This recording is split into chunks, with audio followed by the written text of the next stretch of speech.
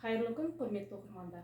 Бүгін мен сіздерге библиографиялық әліппе жобасының аясында библиографиялық анықтамалар және олардың түрлері бойынша мәлімет беретін боламын. Ең алдымен библиографиялық анықтамалар дегеніміз соған тоқталып өтейік. Библиографиялық анықтамалар дегеніміз бұл баспа шығармалар жөніндегі мәлімет. Библиографиялық анықтамалардың ең көп қолданылатын түрі бұл кітапхана бойынша 5 түрі бар. Біріншісі тақырыптық, нақтылаушы, одан кейін мекен-жайлы, фактографиялық, ауызша және жазбаша анықтамалар болып бөлінеді. Енді осылардың әрқайсысына жеке-жеке тоқталып өтсек. Тақырыптық анықтамалар дегеніміз белгілі бір тақырып бойынша жинақталған құжаттардың тізбесі. Екіншісі нақтылаушы.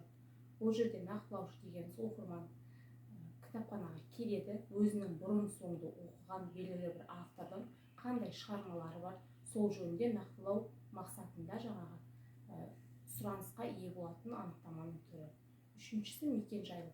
Бұл жерде өзінің аты айтып тұрғандай, оқырман кітапханаға келіп, өзіне қажетті әдебиеттің кітапханада бар жоғын, бар болған жағдайда кітапхананың қай жаңағы бөлімінде және қай салада орналасқанын нақтылау мақсатында орындалатын анықтаманың түрі. Одан кейін фактографиялық анықтамалар деген сол белгілі бір деректер бойынша, құжаттар бойынша, тарихи орындар бойынша жаңағы сауалға жауап беретін анықтаманың түрі болып табылады.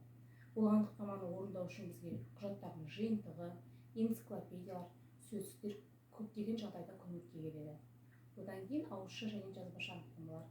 Бұл жерде өзінің аты айтып тұрғандай, оқырмандардың сұраныстары ауызша және жазбаша түрде қанағаттандырылады. Сонымен қатар жаңағы анықтамалардың есебі библиографиялық анықтамалар тіркеу журналына тіркеледі. Сол бойынша жаңағы есебі жүргізіледі. Одан кейін библиографиялық анықтама толыққанды болу үшін деректік негіз үшеуден жаңағы кем болмауы тиіс.